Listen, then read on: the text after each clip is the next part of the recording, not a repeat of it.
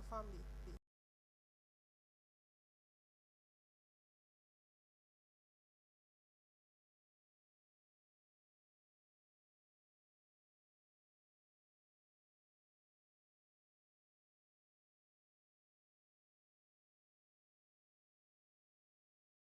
Understanding what it is.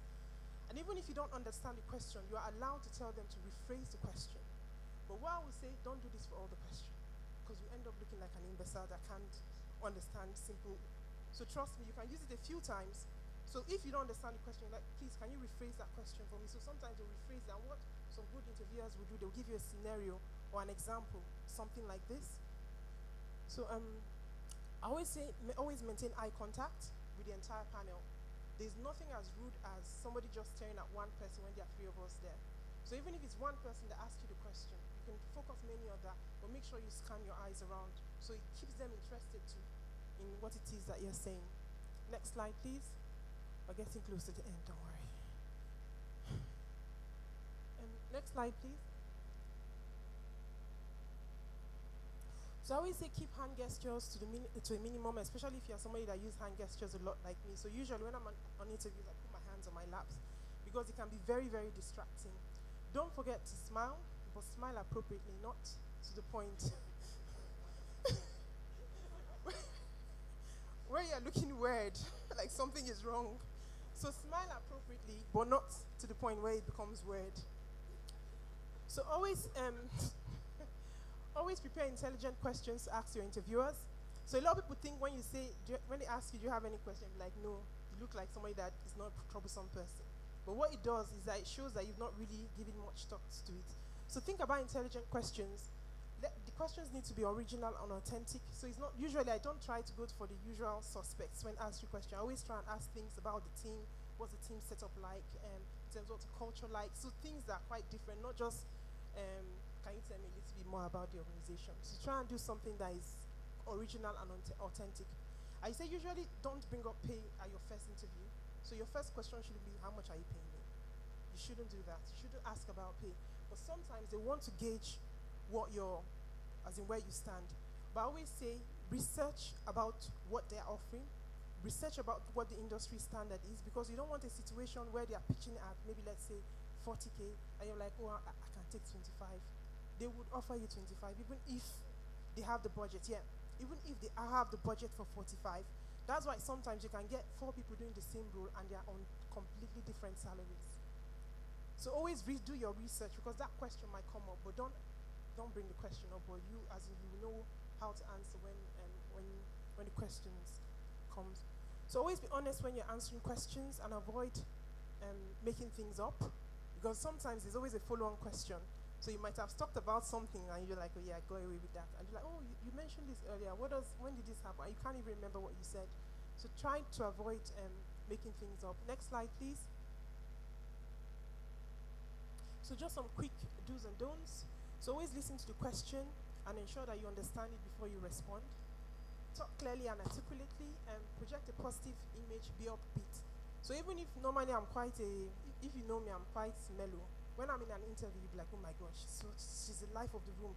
Always try to be upbeat, because they just feed off your energy most times.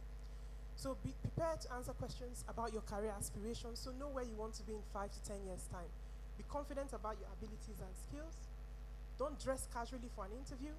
Don't try to be funny. Some people think an interview is a time for you to make jokes. Some people might find it funny. Sometimes just be that tumbleweed moment and they'll be like, are we here to joke? So don't try to use comedy as an icebreaker, because sometimes it might work and it might not work. So don't talk bad about your previous employer, and don't just answer questions with yes and no. When they ask a question, even if it's a yes and no, just add a bit of substantiate what it is that you're saying.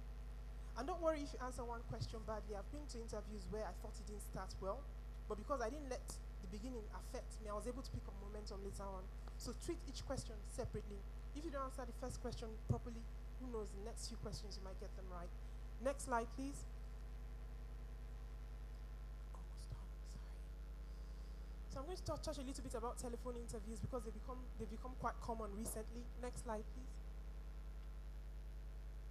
So just a quick overview on what telephone interviews are.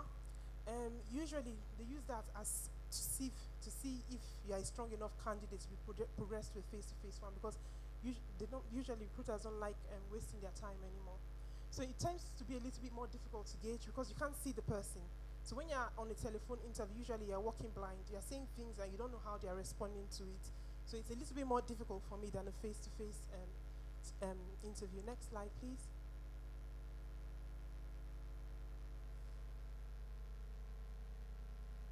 So just a few interview techniques. So always treat a telephone interview the same way you treat a face-to-face.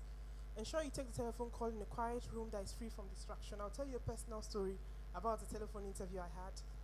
I couldn't find cover for my son then, so I had this brilliant idea that I'll put him on his high chair and put a monitor in front of him and be watching while I was doing the interview.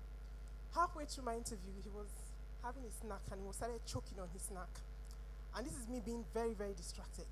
Half of what happened during that interview, I didn't understand because I couldn't leave. I couldn't tell them I didn't arrange childcare, but no, don't worry, I didn't put my child in danger. Yeah. So he usually does that. I could see that. Yeah. So I was so distracted then, and I didn't get the job. Even before the call ended, I knew I wasn't going to get the job. I was very distracted. So always make sure you take in a quiet room that is free from distraction. Usually, I always recommend dressing the part.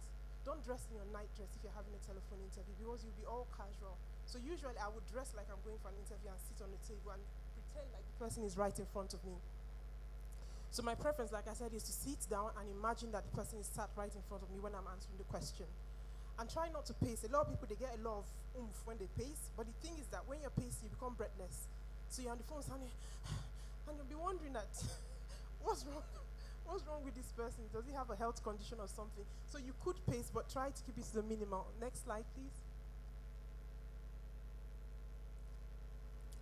So it's the same thing as the face-to-face interview. Do your research, write down the questions that you want to ask, have your CV at hand. Usually, I prefer telephone interviews because usually I can easily refer to my CV and other materials I have in front of me. So you have that extra bit of information. And I always say smile. Some people think it's weird for you to smile when you're on the phone, but it makes a difference in your pitch and the way you sound. So try and smile when you're talking on the phone and listen. So treat it the same as, don't treat it differently than a face-to-face interview. Don't get distracted. Don't eat.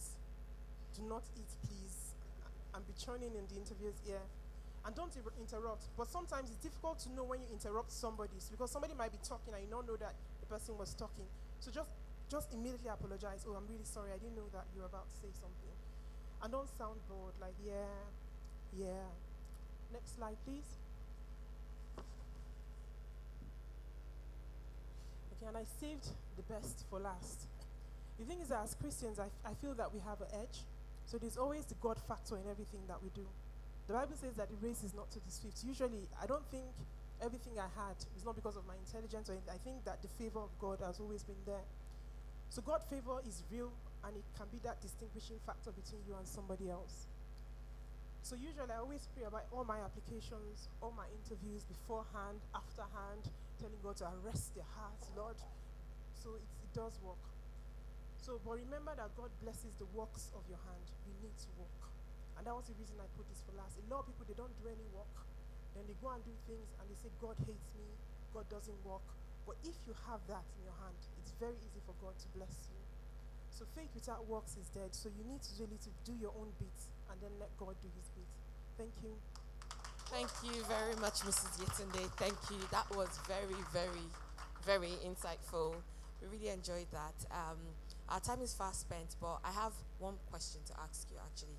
This week, I was on Twitter, and I saw and I saw a post about, I think it was an employer, saying that an employee came for an interview, and I think, should I say complimented her and said that,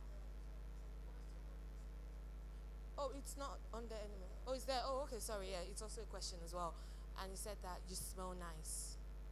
Like the employee said that to the employer, and the employer found it rude and obviously did not employ him for that role. So what's your opinion and your take on that, complimenting? I think you shouldn't compliment people during an interview because you don't know the kind of person they are. Some people like compliments, some people find it offensive. So it's very difficult for you to judge So usually keep it to the minimum. Good afternoon, how was your day? And carry on with it. Maybe at the end, if the person, you can see that you guys are getting chatty to the point where you feel that the person will be comfortable with that kind of comment, you could. But I would say it's a no-no. Even sometimes, even if, like, it's just like, for example, like making of jokes. Now, I've made jokes in interviews, but I followed their lead. So it wasn't me coming and say, oh, how are you? Oh, look at it. So it wasn't that. So you need to be able to read that clue, but usually I'll say just avoid it because it's not worth it at all at the end of the day. Because it feels like you're trying to score points where you don't earn, where you didn't earn it. So just avoid it totally. All right, okay, we have one more question. Yeah. It says, are there specific machine recruiters used to screen CVs? Some recruiters have that, but I feel because what they use sometimes, some people they use keywords. So keywords in the job description, they might probably select a few of them and try and see if there are those keywords on your CVs. That's why I say usually try and match the words on your CV. But most of the recruitment campaigns I've done, I had to screen them because I think you get a much better quality of candidates when you can see who it is that you're recruiting. Yeah. All right, thank you so much for your time. Thank you very much. Thank you.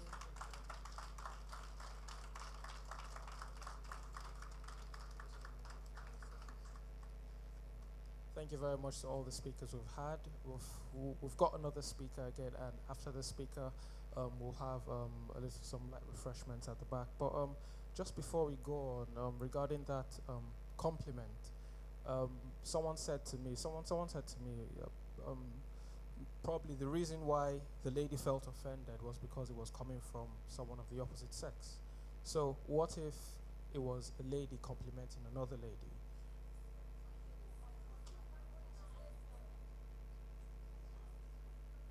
It's just the person.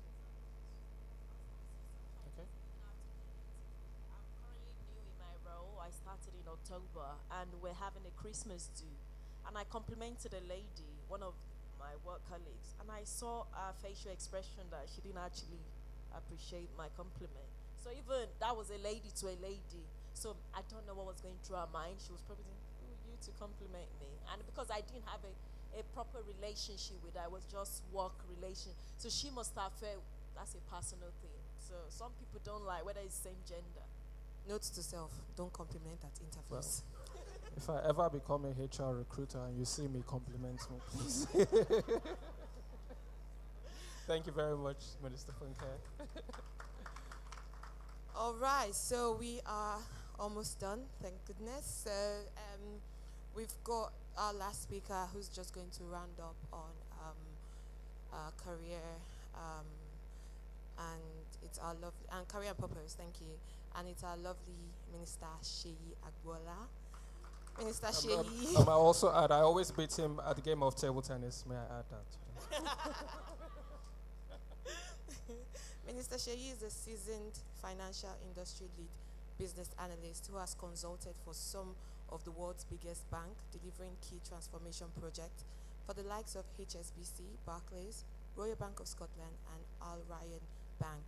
Seyi graduated from the prestigious University of Ibadan in Nigeria, and a few years later, he obtained an MBA from the Coventry Business School. Guys, can you give it up for Minister Seyi?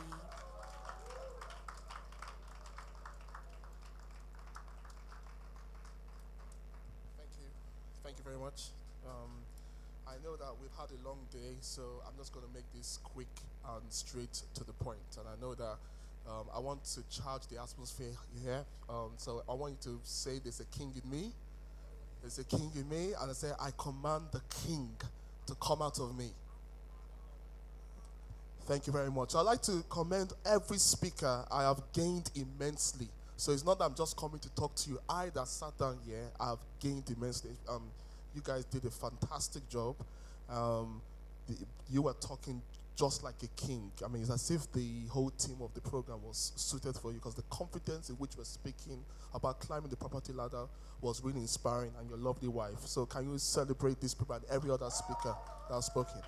Okay, so what I'm going to be looking at is career and purpose. So I'm going to kind of combine how I celebrated my career and give you some few tips for you to grow your career.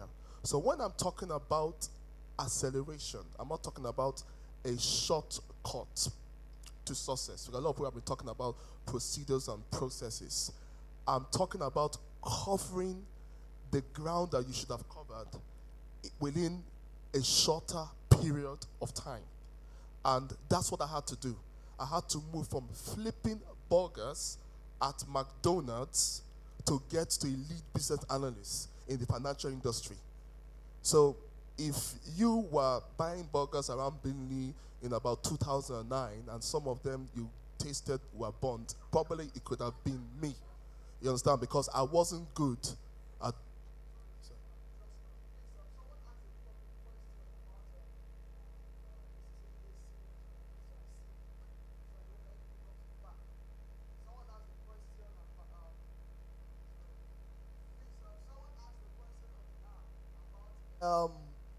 If Mrs. Yetunde can see a CV that you wrote, I have my CV on my laptop. Can I quickly see? Please just meet her at the back. Thank you.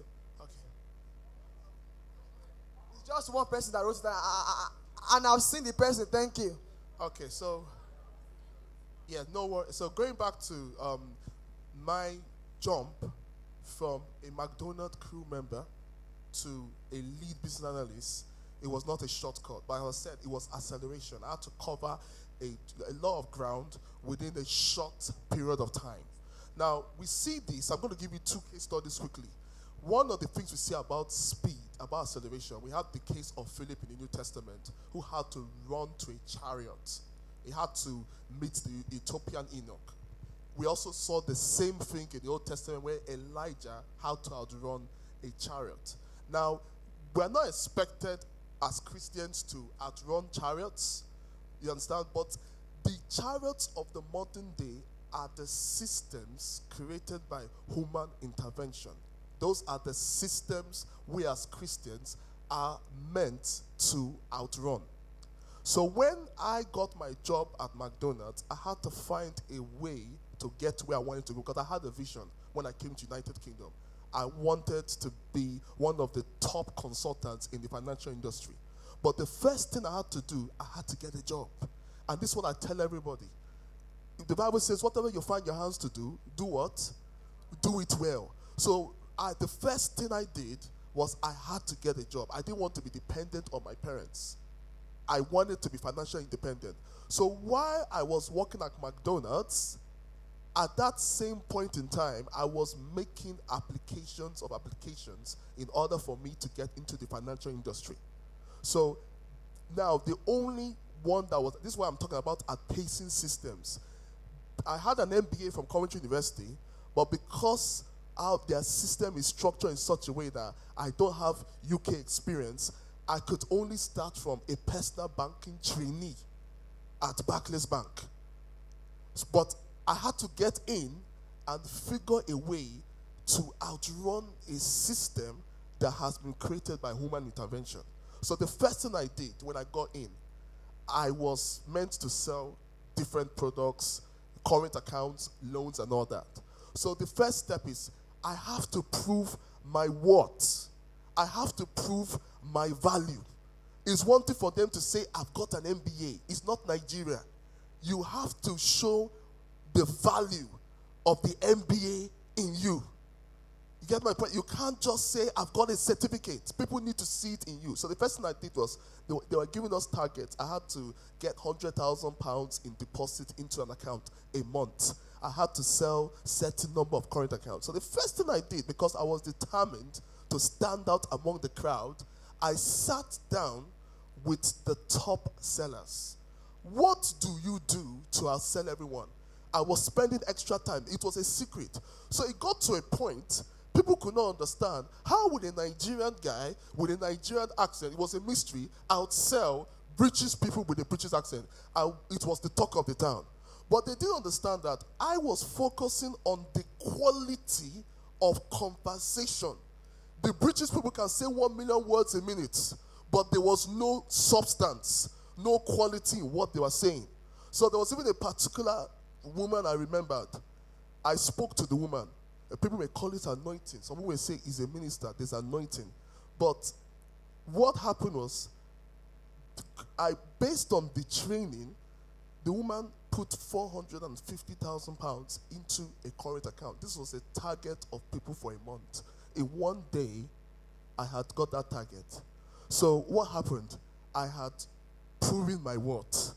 I had proven my value. So the next thing was that people could now trust me to move to another higher career path. Because I had proven my value, I told them that I am far above the qualification in which I was sitting. So that was the first step. Within the space of about 2 years, I was promoted 3 times in Barclays Bank. In fact, there was an award ceremony where the woman specifically gave me recognition that this guy has done something that was unprecedented. So that's the first step. Wherever you are, whether you are McDonald's, whether you are in a retail company, a clothes company, the first thing to do is prove your value, prove your worth. That's the first step. I'm just going to go to the next, because I've got the slides on my phone. So just bear me one moment. I'll go to the next one. I know I'm conscious I've got a few minutes. So now the next thing is, I'm going to round up on this. For you to make significant progress in your career, I'll give you 3 things. You need to learn, unlearn, and relearn. I'll repeat it again. If you can follow this thing, you'll make great progress. You need to learn, unlearn, and relearn. You need to learn the new skills, the new technology, and when those new skills and new technology go out of date, you unlearn them and then relearn the new things. You cannot use the old skills to solve today's problems. You get my point? The challenges of today can only be solved with the skills of today. So you find people who are still living in the old world, the old skills. They want to write letter. They want to use pen and paper to write letter when the world has moved on to using Microsoft Word, using Excel, using PowerPoint. On Friday, I was joking with a friend because I'm a contractor like you. The guy just walked up to me, said, "Shay, do you know how to do pivot tables?" And I don't really have much knowledge about pivot table, but you know the next step for me is to go and do an advanced course on Excel to merge, to bridge that gap. So what you find in life is learn, unlearn, and relearn. You are just one skill away from your dream job. What you need to do is you need to look for the skill set that is demand, which takes me to my final point. The labor market is based on market forces. I've said that at the conference before. The lower the supply, many of you know the laws, the higher demand. What goes up? The price goes up. The salaries go up. The higher the supply, the lower the demand. What happens? The price goes low. So what does a smart person do? You look for the industry where the skill set is in demand, and not go into an industry that is over-congested, over-saturated. There's a high supply, but there's a low demand. And there are industries like the warehouse. There's nothing wrong with a warehouse job, but you need to observe the environment you are in. When there is a high supply of warehouses operatives, and the demand will be low. So that's not the industry you go into. You go into the industry where the skill set is in high demand. So remember the 3 things. You learn, relearn. Yes, I repeat it again. You learn, unlearn, and relearn. You learn the new skills, the new technologies, and when those skills and technologies go out of date, you unlearn them and then you relearn the new skills and technologies. If you follow that model, you will make significant progress in your career. God bless you. There's a king in you. Thank you very much, sir. Please, let's clap for him. Let's clap for him. Let's clap for him. It was pretty straight to the point. We have 2 questions for you here. The first one is, what are the relevant software skills in the financial industry? What are the relevant software skills in the financial industry? Okay, praise the Lord. They are numerous, but they are the ones I would recommend you must know if you don't know. Make sure you have, in fact, it's no longer basic knowledge. Make sure you have advanced knowledge in the Microsoft Word packages, in Excel, in PowerPoint, in Word. Somebody mentioned that today's illiterate is not the illiterate that does not know how to read and write. Today's illiterate is the one that doesn't know how to use the computer, that doesn't know how to use Microsoft Word, Excel, and PowerPoint. You are considered an illiterate in today's contemporary world. So that's the first thing. Other things are easier to learn because different banks have different software. But if you can master that, you can easily make progress in different areas of the financial industry. One more question, which is the last one. What are the steps in becoming a business analyst? Steps in becoming a business analyst. Okay, fantastic question. And I think that is one of the professions, especially among the Nigerian/African community, that is in high demand. And I had to mentor a lot of people. And I know one of the main motives, which is the wrong motive, is because of what they are being paid. But I've told them that business analysis is not the only profession that you can be well paid. That's why I talked about the market forces. There's so many industries that are in high demand. But if you want to become a business analyst, the first step is to check which skills have you got. There are key skills a business analyst must have. So the first step is to check whether you have got those skills. You must have got good communication skills. You must have good analytical skills. You must be someone that loves to solve problems, because at any point in time, somebody can throw a problem at you and tell you they want you to resolve them. Then you must also be process driven. You must be able to understand processes from beginning to end and be able to assimilate those processes, break them down, and improve on those processes. So the first step I would recommend anyone who wants to pursue a career in business analysis is, first of all, go for a training. That's what I was talking about. You are one skill away from your dream job. The training might seem expensive, but when you consider how much money you spend on lunch, on shoes, on bags, it's more than what you need to spend on that training. So if you spend money on the training, there are so many of them around, you acquire these necessary skills that you need, not to be an expert like me, but to start the career. Because the truth is, you need to first get the first job. You do a training, you acquire the skill set, you do some shadowing, some mentoring with some other BAs, and as you get experience, you continue to learn and grow, and you're on your way to become a successful business analyst. Thank you very much, Minister Shea. Thank you so much. So we're just going to draw this program to a close, and I'd like to say thank you to everyone who's made it out today. Thank you for committing your morning to coming out here for this event. Before we close, early in the morning, when you guys came in, I'm sure you probably saw a table that says, guess how many sweets are in a jar and stuff. So I'm sure a lot of people played that. And that's the lovely Busola showcasing the sweet. So, well, we didn't get an accurate answer, but someone was close. So the first person that was closest to the answer is Slenzy. I don't know if the person is here. Okay, it's not here. Then the second person, Henry. Is that you, Henry? Henry, that's not your name.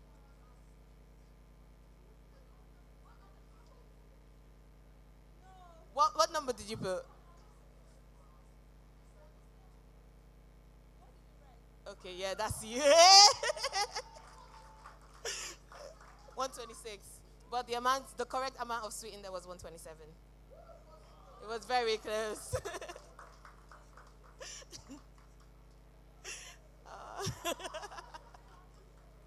Well done, Henry. We're going to share it together after. So thank you so much. I'm just going to call on our President Chidima to take the vote of thanks and the closing prayer.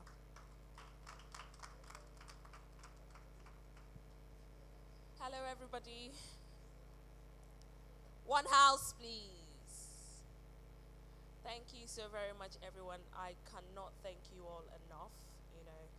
first of all, I'd like to thank the membership of the church or the leadership of the church for giving us this platform, for setting up the young adults ministry. It's not something that a lot of us in the group would have thought of. So thank you very much. And I'd also want to thank, obviously, the members of the group for everything, from Clinton to Sharon to, Bisola, Cam, Simi. You were just amazing from beginning to the end. Chizzy, Henry, everybody.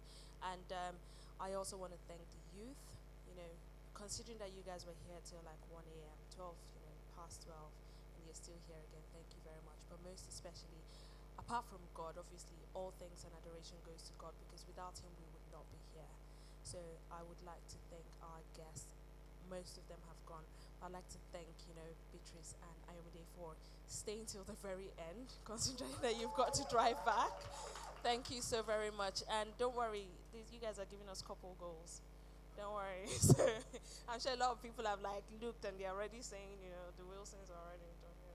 So, but thank you so very much. We can't thank you enough. But as Clinton said, we will, book you in for another event, because we liked the whole shading that you guys were shading yourselves every now and again. So thank you so very much. And everybody that, tuned in, I just found out 3 minutes ago that we were live. So thank you so very much for, the IT. You guys were just amazing, considering that we had that crazy moment this morning. Thank you so very much. And the people who came out early this morning to prepare to serve, I can't thank you guys enough. The servers at the back, Divine, Dami, Stephen, Deborah, all of you. I can't thank you all enough. And obviously, I've got to thank my daughter for staying here till the very end. She's been timing me since, she's got somewhere to go to. So thank you all, and I really, really appreciate you. But before we go, I know a lot of you are tired. I am tired, but I just need you guys to remember that from the 20th to the 24th, we do have our youth week. It is Kabod. And so we still have T-shirts for sale. We've got the president behind. We've got a lot of the executives here. So you can still get your T-shirt. You can get the face cap. If you don't know what the T-shirt looks like, just look at the pastor behind. That's what he's putting on. So that's it. It's from the 20th to the 24th. And we would be expecting you. This is not the last you're going to hear from the Young Adults Ministry, People of Prestige. We do have our event coming up very soon, and we will let you know what it's going to be about. Thank you so very much, everybody. And as Simi said, we still do have some stuff at the back there. I know we don't have so many. We have professionals here. Forget that we had guests coming in to speak. We do have professional project managers and business analysts and entrepreneurs. We've got Minister Nelson there. He's an entrepreneur. You can speak to him. We've got business analysts. If you want to go into the ministerial industry, you can talk to Pastor and and the rest. But we still have that time. You can go out, go to the back, and have a few drinks. And there's cupcake behind, and every. Yeah. We still have some upcoming events coming, so you guys just have it in your back of your mind. We have an event specially on entrepreneurship, those that want to start a business, those that have a business, and so on. We have an event on relationship also. That will be like a proper dinner setting, chilling and having relationship seminars and talks. Our week also is coming in May, so you guys just get prepared. There are loads of events coming up. Yeah, so thank you. As Chidima said, networking, there are biscuits, there are teas, cakes, yam, fried yam, and so on. Yeah. So thank you so very much. Thank you so very much. And just a very short prayer before we go. Father, we thank you for today. We thank you for the success. We can't thank you enough. We pray the Lord, as we go into the day, you should be with us. As we come back tomorrow to worship your name, you should also be with us, and our week shall be blessed. We have the Kabod coming up, and we pray that, Father, it's going to be a success, and the youth will come back to testify of your goodness. And we pray that, Lord, our next gathering as the Young Adults Ministry and People of Prestige, you shall give us wisdom, knowledge, and understanding, and we shall come out to manifest your glory. In Jesus' mighty name we pray.